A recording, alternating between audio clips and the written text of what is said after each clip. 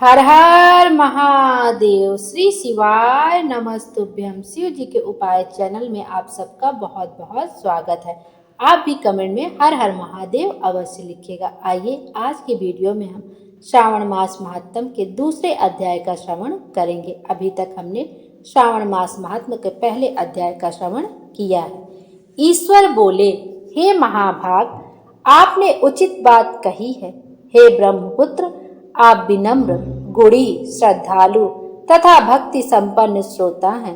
हे अनघ, आपने श्रावण मास के विषय में विनम्रता पूर्वक जो पूछा है उसे तथा जो नहीं भी पूछा है वह सब अत्यंत हर्ष तथा प्रेम के साथ मैं आपको बताऊंगा। देश ना करने वाला सबका प्रिय होता है और आप उसी प्रकार के विनम्र हैं, क्योंकि मैंने आपके अभिमानी पिता ब्रह्मा का 5वां मस्तक काट दिया था, तो भी आप उस देश भाव का त्याग कर मेरी शरण को प्राप्त हुए हैं। अतः हे तात, मैं आपको सब कुछ बताऊंगा। आप एकाग्र चित्त होकर सुनिए। हे योगिन, मनुष्य को चाहिए कि श्रावण मास में नियम पूर्वक व्रत करे और पूरे महीने भर प्रतिदिन रुद्राभिषेक करे। अपनी प्रत्येक प्रिय वस्तु का इस मास में त्याग कर देना चाहिए। पुष्पों, फलों, धातों, तुलसी की मंजरी तथा तुलसी दलों और बिल्व पत्रों से शिव जी की प्रतिदिन पूजा करनी चाहिए। 1 करोड़ शिवलिंग बनाना चाहिए और ब्राह्मणों को भोजन कराना चाहिए। महीने भर धारण पारण व्रत अथवा उपवास करना चाहिए। इस मास में मेरे लिए अत्यंत प्रीतिकर पंचामृत अभिषेक करना चाहिए। इस मास में जो जो शुभ कर्म किया जाता है वह अनंत फल देने वाला होता है। हे मुने, इस माह में भूमि पर सोए, ब्रह्मचारी रहें और सत्य वचन बोले। इस मास को बिना व्रत के कभी व्यतीत नहीं करना चाहिए। फलाहार अथवा हविष्यायन ग्रहण करना चाहिए।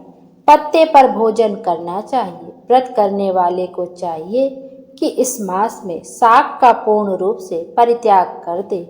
हे मुनि श्रेष्ठ, इस मास में जो भक्ति युक्त होकर मनुष्य को किसी न किसी व्रत को अवश्य करना चाहिए।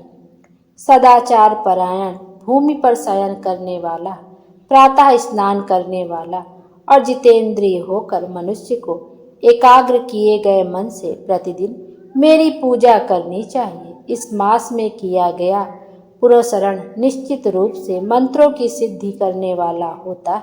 इस मास में शिव के षडाक्षर मंत्र का जप अथवा गायत्री मंत्र का जप करना चाहिए और शिव जी की प्रदक्षिणा, नमस्कार तथा वेद पारायण करना चाहिए। पुरुष सूक्त का पाठ अधिक फल देने वाला होता है। इस मास में किया गया ग्रह यज्ञ, कोटि होम, लक्ष्य होम तथा अयुत होम शीघ्र ही फलीभूत होता है और अभीष्ट फल प्रदान करता है। जो मनुष्य इस मास में एक भी दिन व्रतहीन व्यतीत करता है वह महाप्रलय पर्यंत घोर नरक में वास करता है। यह मास मुझे जितना प्रिय है उतना कोई अन्य मास प्रिय नहीं है। यह मास सकाम व्यक्ति को अभीष्ट फल देने वाला तथा निष्काम व्यक्ति को मोक्ष प्रदान करने वाला है। हे सत्तम, इस मास के जो व्रत तथा धर्म है उन्हें मुझसे सुनिए। रविवार को सूर्य व्रत तथा सोमवार को मेरी पूजा व भोजन करना चाहिए। श्रावण मास के पहले सोमवार से आरंभ करके 3.5 महीने का रोटक नामक व्रत किया जाता है। यह व्रत सभी वांछित फल प्रदान करने वाला है। मंगलवार को मंगल गौरी का व्रत, बुधवार व बृहस्पतिवार के दिन इन दोनों वारों का व्रत, शुक्रवार को जीवंतिका व्रत और शनिवार को हनुमान तथा नरसिंह का व्रत करना बताया गया है। हे मुने, अब तिथियों में से किए जाने वाले व्रतों का श्रवण करें। श्रावण के शुक्ल पक्ष की द्वितीया तिथि को औदुंबर नामक व्रत होता है। श्रावण के शुक्ल पक्ष की तृतीया तिथि को गौरी व्रत होता है।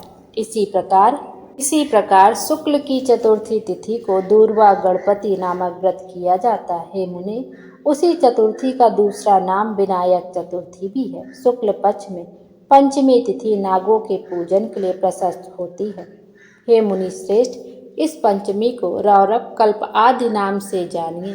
षष्ठी तिथि को सुपौदन व्रत और सप्तमी को शीतला व्रत होता है। अष्टमी अथवा चतुर्दशी तिथि को देवी का पवित्रारोपण व्रत होता है। इस माह के शुक्ल तथा कृष्ण पक्ष की दोनों नवमी तिथियों को नवत व्रत करना बताया गया है। शुक्ल पक्ष की 10वीं तिथि को आशा नामक व्रत होता है। इस मास में दोनों पक्षों में दोनों एकादशी तिथियों को इस व्रत की कुछ और विशेषता बताई गई है।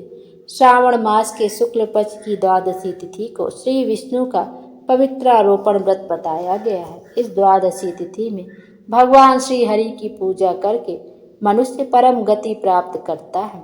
उत्सर्जन, उपाकर्म, सभादीप, सभा में उपकर्म, इसके बाद रक्षाबंधन, पुनः श्रवण कर्म, सर्प बलि और हयग्रीव का अवतार, ये 7 कर्म पूर्णमासी तिथि को करने हेतु बताए गए हैं। श्रावण मास के कृष्ण पक्ष में चतुर्थी तिथि को संकष्ट चतुर्थी व्रत कहा गया है और श्रावण मास के कृष्ण पक्ष की पंचमी तिथि के दिन मानव कल्पादि नामक व्रत को जानना चाहिए। हे द्विजोत्तम, कृष्ण पक्ष की अष्टमी तिथि को श्री कृष्ण का पूर्ण अवतार हुआ। इस दिन उनका अवतार हुआ, अतः महान उत्सव के साथ इस दिन व्रत करना चाहिए। हे मुनिश्रेष्ठ, इस अष्टमी को मनावादी तिथि जानना चाहिए।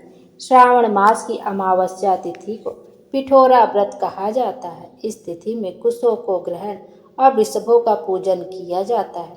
इस मास में शुक्ल पक्ष की प्रतिपदा तिथि से लेकर सब तिथियों के पृथक पृथक देवता हैं। प्रतिपदा तिथि के देवता अग्नि, द्वितीया तिथि के देवता ब्रह्मा, तृतीया तिथि की गौरी और चतुर्थी के देवता गणपति हैं। पंचमी के देवता नाग हैं और षष्ठी तिथि के देवता कार्तिकेय हैं। सप्तमी के देवता सूर्य और अष्टमी के देवता शिव हैं। नवमी की देवी दुर्गा, 10वीं के देवता यम और एकादशी तिथि के देवता विश्वदेव कहे गए हैं। द्वादशी के विष्णु तथा त्रयोदशी के देवता कामदेव, चतुर्थी के देवता शिव, पूर्णिमा का देवता चंद्रमा और अमावस्या के देवता पितर हैं। ये सब तिथियों के देवता कहे गए हैं। जिस देवता की जो तिथि हो उस देवता की उसी तिथि में पूजा करनी चाहिए। प्रायः इसी मास में अगस्त का उदय होता है। हे मुनि, मैं उस काल को बता रहा हूँ, आप एकाग्रचित्त होकर सुनिए।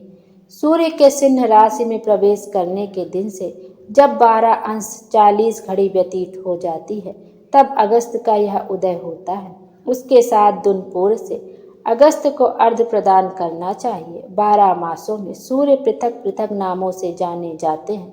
उनमें से श्रावण मास में सूर्य गभस्ति नाम वाला होकर तपता है। इस मास में मनुष्यों को भक्ति संपन्न होकर सूर्य की पूजा करनी चाहिए। हे सत्तम, 4 मासों में जो वस्तुएं वर्जित हैं उन्हें सुनिए। श्रावण मास में शाक तथा भाद्रपद में दही का त्याग कर देना चाहिए। इसी प्रकार अश्विन में दूध तथा कार्तिक में दाल का परित्याग कर देना चाहिए। यदि इन मासों में इन वस्तुओं का त्याग नहीं कर सके तो केवल श्रावण मास में ही उक्त वस्तुओं का त्याग करने से मानव उसी फल को प्राप्त कर लेता है। हे मानव, यह बात मैंने आपसे संक्षेप में कही है। हे मुनिश्रेष्ठ, इस मास के व्रतों और धर्मों के विस्तार को सैकड़ों वर्षों में भी कोई नहीं कह सकता है। मेरी अथवा विष्णु की प्रसन्नता के लिए संपूर्ण रूप से व्रत करना चाहिए। परमार्थ की दृष्टि से हम दोनों में भेद नहीं है। जो लोग भेद करते हैं वे नरकगामी होते हैं। अतः हे सनत कुमार, आप श्रावण मास में धर्म का आचरण कीजिए। इस प्रकार दूसरा अध्याय यहीं पर समाप्त होता है। कल की वीडियो में हम श्रावण मास महात्म का तीसरे अध्याय का श्रवण करेंगे। मुझसे इस महात्म को कहने में कोई त्रुटि हो गई हो तो भूल चूक क्षमा करिएगा। भोले बाबा हम सब की मनोकामना पूर्ण करें, हमारे जीवन को खुशियों से भर दे। Thank you.